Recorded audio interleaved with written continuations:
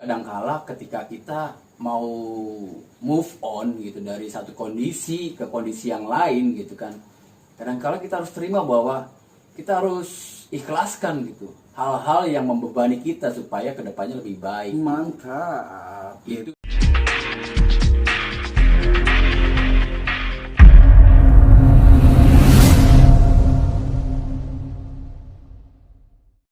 balik lagi bersama kita di Pengangguran Negeri Sipil. Seperti biasa, di video kali ini kita akan melihat-lihat video yang menurut kita akan ada pelajaran dari video ini, mencari makna lah. Yes, bener banget.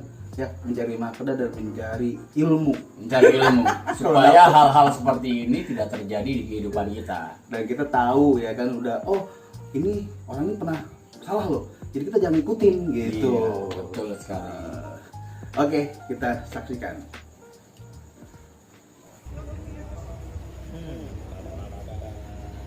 Lalu keren juga ya dia.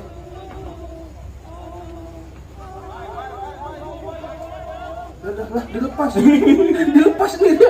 Kagak tanggung jawab. Sendirian dia. Ya kan hilang deh itu harta berharga itu. Oh, saling menyalahkan ya kan. Lu sih Kenapa dilepas? kasihan tuh yang punya motor ya kan, udah nabung selama 3 tahun ya kan, kredit, pas mau pulang kampung lebaran mau nunjukin hasil kerja payah kerja kerasnya di kota ya kan, ternyata pas di pelabuhan raib kecemplung motornya. Cuman ini ya, kalau gue lihat, gue rasain orang tadinya pas gue liat video ini profesional loh. Iya. Ya profesional sebagai Kayaknya sih orang ABK. yang udah biasa.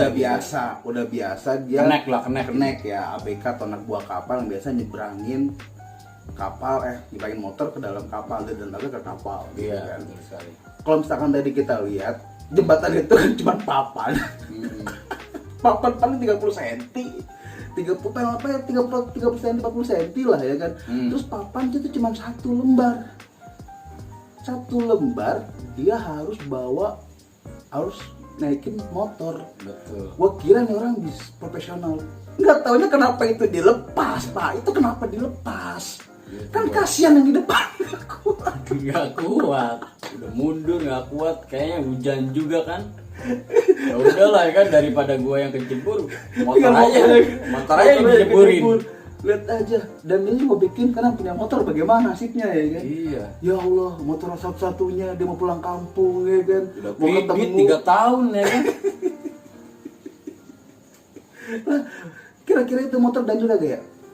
Enggak sih, kayaknya dalam banget ini mah. Tapi dermaga sih nggak terlalu dalam, kayaknya masih bisa diambil. Bisa diambil, Cuma hancur. enggak bisa diambil tapi sewa itu. Sewa drone, apa namanya buantun apa sih? Yang biasa buat Iya. gedung itu ya. Lebih mahal sewanya daripada motornya ya kan. Ya udahlah, diikhlaskan ya kan. Ya pokoknya gua nggak habis pikir nih orang. Lagi juga yang punya motor sih, mohon maaf ya. Ini yang punya motor nih buat anda yang punya motor. Kalau anda pengen naik kapal laut, anda pengen bawa motor anda, perhatikan juga keselamatannya. Betul. Kalau gua berada di posisi bapak ini nih yang jadi punya motor, mendingan gua nggak usah nyebrang. Iyalah, lihat kondisi kayak gitu kan. Lihat kondisi cuman jembatan satu papan. Betul. Motornya motor gede. Kalau motornya Matic Mio misalkan ya kan, kalau motornya motor kecil kayak Beat, oke lah, mungkin bisa. Ini kan motor gede, motor trail kayaknya ya kan. Kalau gue punya motor ini, mendingan gue nggak usah nyebrang. Tapi Nanti harusnya ya. juga ini persiapan yang punya kapal itu sebelum dia nyebrangin motor, ikat lah pakai tali. Iya. Supaya kalau terjadi apa-apa tuh masih bisa diselamatkan lah, walaupun memang nantinya kan kemasukan air kan motornya gitu kan. Oke, memang kondisinya kalau kita lihat tadi video itu ombaknya lagi tinggi banget ya. Iya. Ombaknya lagi kencang banget gitu kan. Ya tau deh sih bener ya, yang punya kapal juga harus punya persiapan gitu. Ini jujur ini kejauhan banget loh. Gue pernah Fit. Gue itu pernah di daerah Sulawesi juga pernah, dan di daerah Bangka Belitung juga pernah. Itu kayak gini nih posisinya nih. Ya kan harus nyebrang laut. Tapi mereka itu justru lebih bagusan orang sana gitu sama orang. mereka itu bener-bener walaupun ombaknya kenceng, mereka tuh nggak berani merapat dulu. Tunggu ya sampai reda ya. Sampai reda baru dia merapat ya kan. Nah ini kan juga seharusnya kecerdasan dari, mohon maaf ya, bukan kami mengajari bapak-bapak sebagai nahkoda, bukan, tapi juga belum bisa pasti bawa kapal, cuman kita kan juga lihat keselamatan dari penumpang-penumpang bapak yang bapak bawa. Betul itu jangan sembarangan main nyebrangin aja, kita kan ganti ya kan, kalau nggak diganti tuntut dong. Ya diganti lah, ini kan kesalahan dia. Cuman yang kotaknya itu kenapa itu bapak tadi kalau dilepas. Kalau ganti mah terakhir sih, kayaknya ini berantem dulu deh. Terus yang dua ini atau enggak yang punya motor jeburin kalian gitu kan. Biar hilang kasusnya ya. Aduh parah, nggak gitu. Aduh ya Allah. Jadi pelajaran apa nih yang bisa kita ambil dari ini nih? Yang bisa kita ambil pelajaran ini pertama adalah kita harus lihat dulu nih, kita ini ke depannya ini kita harus tahu situasi dan kondisi yang harus kita jalanin. Jadi contoh nih kayak si bapak tadi, seharusnya kalau memang si bapak ini sering naik kapal untuk bepergian, seharusnya dia sudah paham dong resikonya dan kondisinya. Ya kalau saya pribadi lebih baik nggak usah berangkat dan kondisi hanya menggunakan jembatan satu papan tersebut gitu. Jadi sama nih kayak hidup kita ini harus tahu dulu nih ya kan, kita nih mau kemana, kita nih harus cek dulu ya kan. Jangan sampai tiba-tiba kita sudah di jalan, sudah kita nggak tahu jalan, sudah kita nggak tahu medan seperti apa, jadi kita nggak punya persiapan gitu, kita nggak punya bekal, nggak kira kita ini teruntang lantung. Akhirnya apa yang terjadi? Ya tadi motornya jatuh. Ya kan, kita harus lihat dulu nih, setiap kita mau kemana, kita harus lihat dulu situasinya seperti apa, kondisinya seperti apa, dan kita juga tenang gitu. Betul sekali.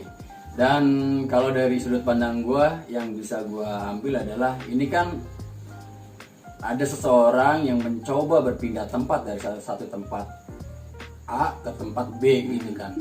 Nah di tengah perjalanan ketika dia mau pindah tempat, ternyata ada sesuatu hal yang menyebabkan barang-barang miliknya itu terjatuh. Contohnya di kasus ini kan motor. Jadi yang bisa gua ambil kadangkala ketika kita mau move on gitu dari satu kondisi ke kondisi yang lain gitu kan, kadangkala kita harus terima bahwa kita harus ikhlaskan gitu hal-hal yang membebani kita supaya kedepannya lebih baik. Mantap. Itu gitu sih gitu. Memang kadangkala contohnya misalnya kita mau move on gitu, kenangan itu kan kadang-kala indah banget buat diingat dan dibawa-bawa gitu kan. Tapi ya mau gimana lagi, kita harus tega gitu demi kehidupan kita yang lebih baik kedepannya ya, maka kita harus mengikhlaskan kenangan itu tidak lagi membebani kita di masa depan. Yes, betul. Mungkin tambahan sedikit ya. Tambahan sedikit ini pelajaran yang ketiga ya di video ini adalah kalau memang kita niat buat bantu orang lain, bantu orang itu secara full. Kalau memang kita nggak bisa, bilang nggak bisa dari awal ya. Bilang nggak bisa, jadi jangan memaksakan bisa demi keuntungan kita, itu bahaya. Ya kalau memang kita nggak bisa dan memang kondisinya nggak bisa, bilang nggak bisa dari awal. Iya, supaya tidak mengecewakan. Iya. Banyak nih kasusnya nih. Buat Anda yang nonton video ini yang merasa gitu kan, yang sering mengecewakan gitu. Janjian ya kan, nanti kita jalan-jalan ya ke Anyer yuk. Nanti tenang nyampe sana, gua akan servis lu, gua akan sediain makanan, tempat tinggal. Begitu nyampe di sana, aduh mohon maaf, sanyo di rumah gua nggak nyala, gua nggak bisa datang, rusak. Itu kan mengecewakan. Ya. Ingat tuh ya, tuh buat yang nonton kayak gitu, kalau ada kayak gitu jangan. Kalau memang kita bilang nggak bisa dari awal, itu lebih aman dan lebih clear. Jangan kayak bapak ini ya kan, bisa nggak nih? Ya yakin pasti dia ngomong, bisa nggak nih pak nyebrang? Bisa, gue udah profesional ya kan. Jangan kan motor ya kan, mobil aja gue ceburin. Oke. Itu aja video kali ini, dan buat teman-teman yang melihat sudut pandang yang lain silakan tulis di kolom komentar dan kita akan membaca komentar teman-teman. Ya, ditunggu ya. See you. Bye.